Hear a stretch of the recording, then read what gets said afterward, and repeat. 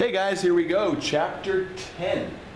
This is the last chapter that we'll cover in full, as they say. Chapter 11 and chapter 12, we won't have time to cover that in full, okay, to be honest with you.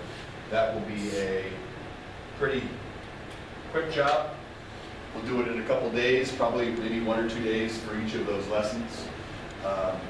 And then we'll go from there, okay? So, again, the last chapter we're covering in full. We'll still go quicker than the other chapters. I think this is going to be mostly review from chapter 8 and chapter 9. It's a good way to reinforce what we learned in those chapters as well. Okay, but things are a little different. Now we have two samples. Okay, so we're comparing two populations or groups. Now we already took a look at this. We took a look at these sampling distributions when we did sampling distributions in chapter 7. If you remember, there was some parts of this that we did from chapter 10. This is what it was. So, it says we compare the population or treatments by doing inference of the difference between the parameters. The statistic that estimates this difference is the difference between the two sample proportions, which is why we have hats on those, okay? To use these for inference, we need to know its sampling distribution. So the sampling distribution is kind of what we do with our conditions. It's somewhat similar, okay? And we did this already, but it's a good chance for us to review it. So the sampling distribution, we have two samples now. Sample 1 and sample 2, okay? The sample size is N1 and N2, and then the sample proportions are P1 and P2, okay? So now these all should be hats, okay? P1, P2, P1, P2, you can make hats. I've done it in some of them, I didn't do it on all of them. When N1 times P1, N1 times 1 minus P1, N2 times P2, N2 times 1 minus P2 are all at least 10, the sampling distribution is approximately normal. We've done that, okay, we've done it. The mean is taking one minus the other. Again, these should be hats.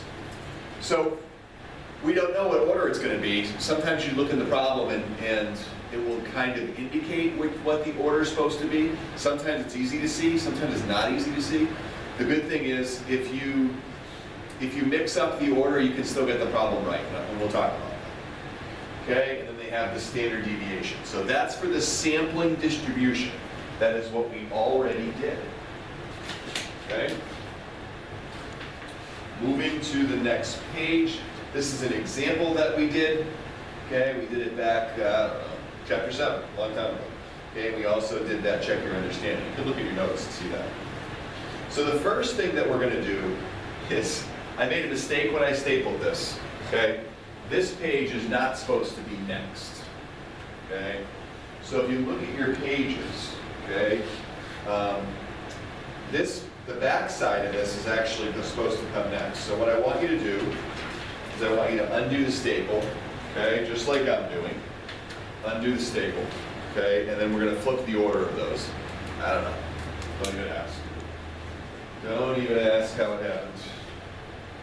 Okay, so the next, after this page, which is something that we already did in chapter 7, okay, the next page that you should see is this, where at the top it says confidence intervals for P1 minus P2. So, here's how we name our test for this one. Two sample Z interval for the difference between two proportions. Okay, that's how you name the test. And for the confidence intervals, this is what we're going to do. Here is your confidence interval. Very intuitive if you think of what we did with confidence intervals in chapter 8. The only thing is we're replacing P hat with the difference of two proportions. We're going over here, we have two parts to finding that standard deviation. The critical Z remains the same. Okay? Here are our conditions. Random, normal, independent. Same as they've been, same as they're always going to be. Okay? Random. Random samples or information, your data comes from a randomized experiment. Normal. Count your successes and failures. That's that N1 times P1, which was part of our sampling distribution. Okay, and we'll do one like this in a minute. Independent. Both the samples or groups themselves and the individual observations in each are independent. When sampling without replacement, check that the two populations are the 10% condition still. Okay? And now we have our first example. So it says, presidential approval. Many news organizations conduct polls asking adults in the United States if they approve of the job the president is doing. How did President Obama's approval rating change from August 2009 to September 2010? According to a CNN poll of 1,024 randomly selected students, or randomly selected U.S. adults in 2010, 50% approved. And then another poll of 1,010 randomly selected U.S. adults in 2009 showed that 53% of Obama's approved of Obama's performance. Use the results of these polls to construct and interpret a 90% confidence interval for the change in Obama's approval rating among U.S. adults. Based on your interval, is there convincing evidence that Obama's job approval rating has changed? So we are going to do this with the state plan, do, and conclude. Okay, state, plan, do, and conclude. So for our state, we want to construct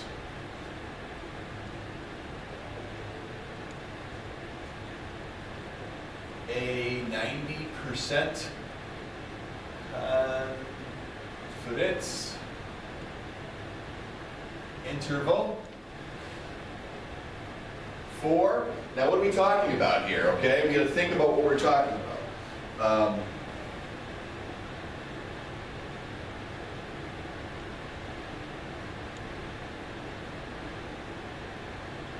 So we've got to decide how we want to do,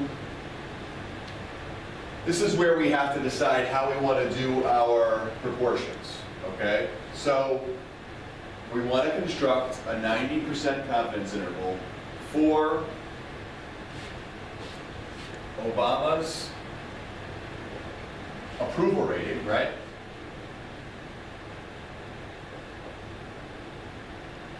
Okay, so we're doing the change, well, we should probably say the change in approval rating.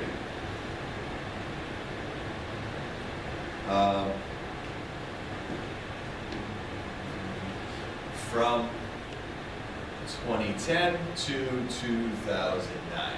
Okay, so something like this in terms of our state, we're constructing a 90% confidence interval for Obama's approval rating, or maybe say the difference for the difference of Obama's approval rating from 2010 to 2009. So now we've got to come up with our P1s and our P2s. So let's let P1 equal the approval rating in 2010, and P2 be the approval rating in 2009. Okay, so we've got our P1, we've labeled our P1, we've labeled our P2, okay? And now we want to do name our test. Okay, name our test. Two sample Z interval for the difference of two proportions. Okay? A two sample Z interval for the difference of two proportions. So let's do our random, normal, independent. Random, normal, independent. So random. It states the data was collected randomly. Okay, and this is our N1 times P1 and all that stuff. So P1 is approval rating in 2010. So it says in 2010 there was 1,024. So N times P would be 1024 times the approval rating. If P1 equals the approval rating in 2010, that was 50%. So 1024 times 0.50, 1024 times 0.50. That works out nicely. We have to do it one time, right? So what's that going to be? 612? 612 greater than or equal to 10, greater than or equal to 10. Now we have to do it for the other sample, the 2009 sample, which was 53%, and that was 1,010. 1,010 times 0.53. 1,010 times 0.47. Let's see what these numbers are. All right, the book's not going to help me, so I guess I got to do it. So I find my calculator.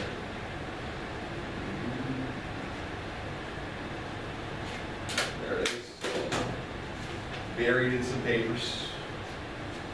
You guys probably already done with that by now.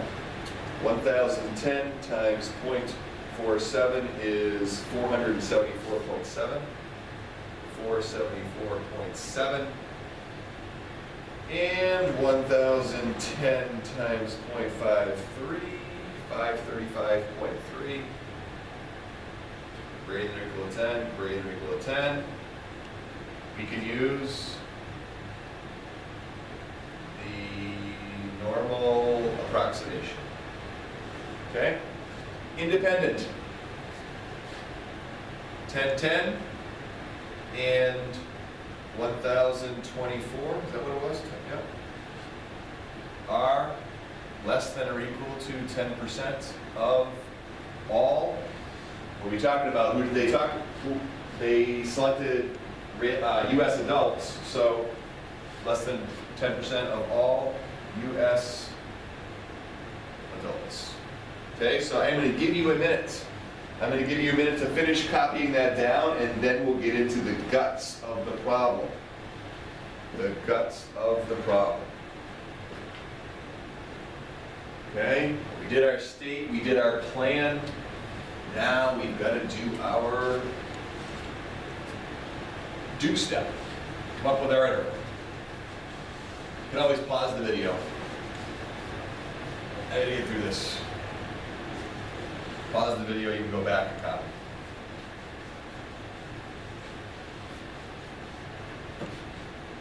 All right, let's go to red, little Christmas colors today. So the do, wow, that marker's good. I guess we'll do blue. What did we say it was P1 minus P2, right? So we want to do P1 hat minus P2 hat plus or minus the critical Z times, we've got to do P1 times N1, right?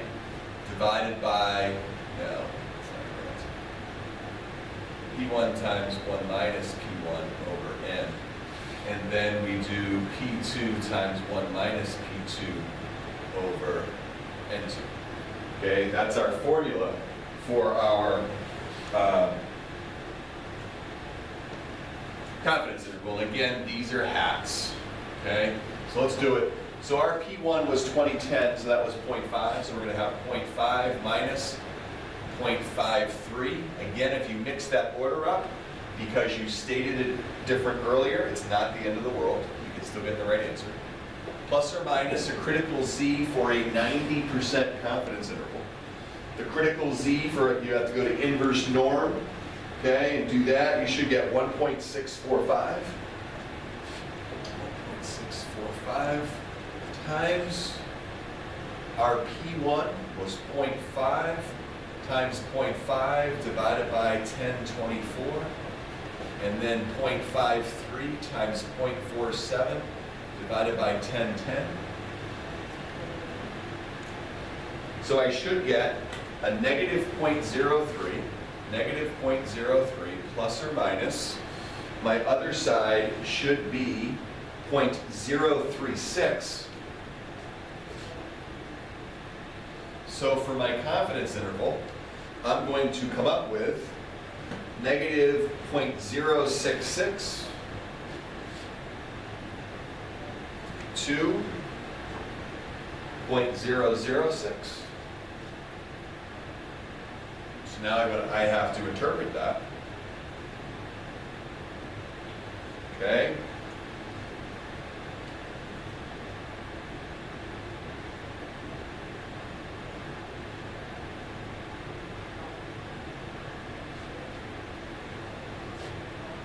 We are 90% confident that the true difference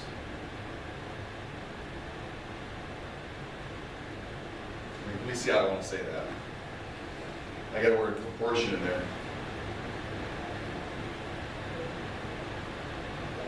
True change in the proportion.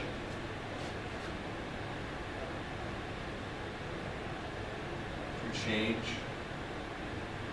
in proportion of Obama's approval rating from 2009 to 2010 is captured in the interval 0.066 to 0.006. Okay? Part B, based on your interval, is there convincing evidence that his approval rating has changed? Well, I would say no. And the reason I'd say no is because 0 is contained in my interval. So it's plausible to say that there's been no change. Okay, no real change. Okay, why? Because 0 is in the interval. Okay, if 0 wasn't in the interval, I would answer that question differently. Okay? All right. Let's turn the page here. Let's turn the page. And there's a check your understanding for you guys to try on page 611. Okay, so I would like you to start that.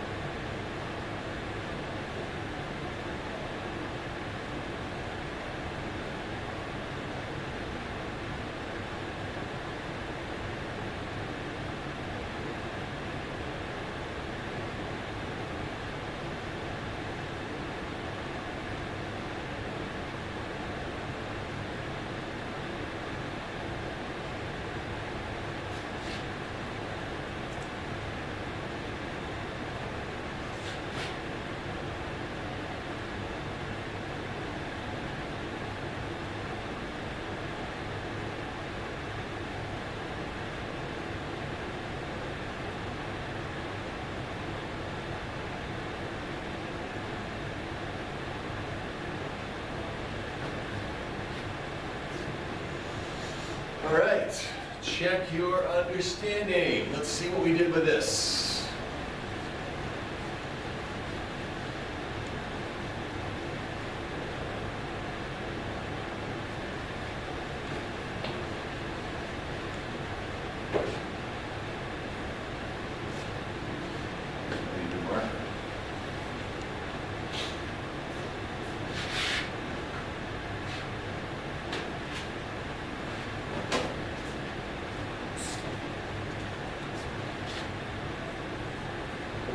All right, CYU.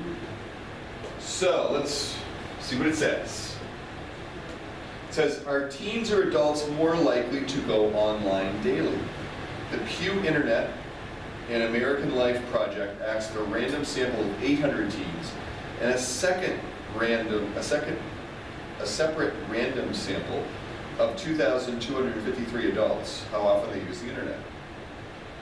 In these two surveys, 63% of teens and 68% of adults said they go online every day. Construct and interpret a 90% confidence interval for P1 minus P2. So, let's do our states. We want to create a 90%, is that what it says, 90, 90, 90? Yep, 90%